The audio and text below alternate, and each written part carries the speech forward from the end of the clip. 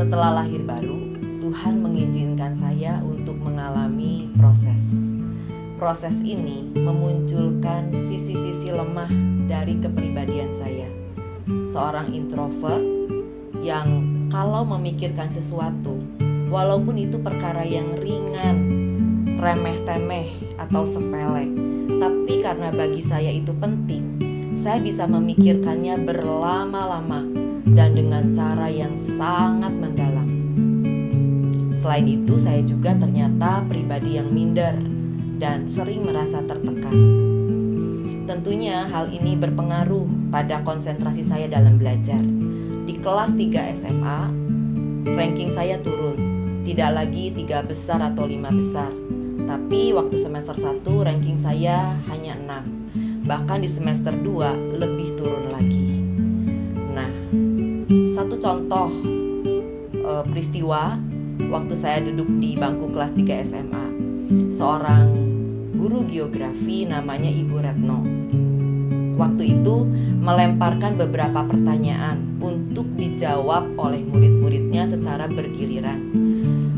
Caranya, Ibu Retno akan menunjuk murid yang duduknya di bangku baris paling depan dan paling ujung sebelah kiri.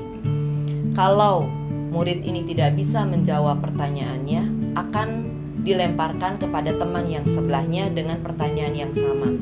Kalau masih tidak bisa, dilemparkan lagi kepada teman yang sebelahnya. Terus seperti itu ke arah kanan. Sampai tiba di ujung paling kanan, baru akan pindah satu baris ke belakang. Kali ini dari ujung sebelah kanan, terus bergiliran menuju ke arah kiri. Seperti itu. Kalau satu pertanyaan sudah bisa dijawab, baru akan diberikan pertanyaan yang lain kepada teman berikutnya. Nah, waktu itu ada satu pertanyaan yang belum bisa dijawab oleh teman-teman saya. Kebetulan saya tahu jawabannya, dan waktu itu hampir tiba giliran saya. Waktu sampai pada teman saya yang jaraknya 2 kursi dari saya sudah siap sedia, siaga 1 dengan jawabannya. Ternyata teman saya ini tidak bisa menjawab, dilemparkan kepada teman di sebelahnya. Otomatis itu persis di sebelah saya. Ternyata dia masih tidak bisa menjawab. Saya semakin betul-betul waspada karena langsung akan tiba di giliran saya. Tapi apa yang terjadi Bapak Ibu? Ada istilah celaka 13.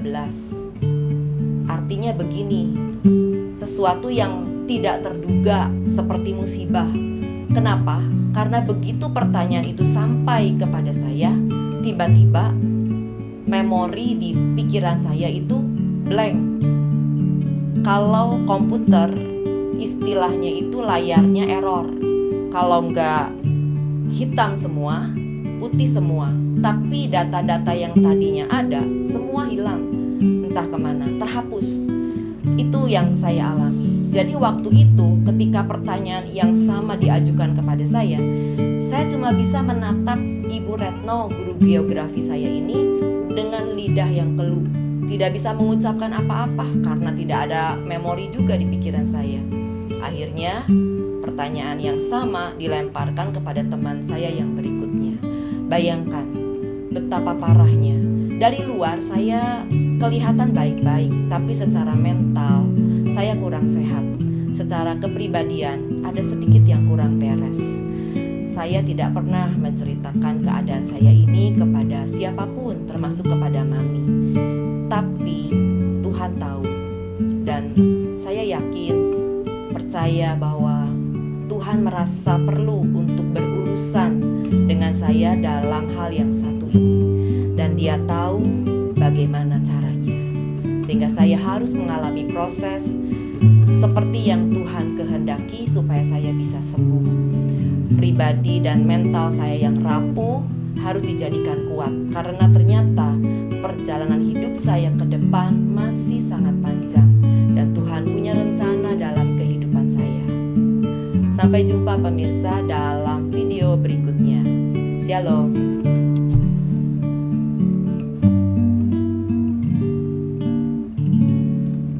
Jika Anda ingin terus mengikuti kisah kesaksian hidup saya ini, silakan untuk terlebih dulu like dan follow video saya ini ya. Sampai jumpa dalam video berikutnya. Shalom.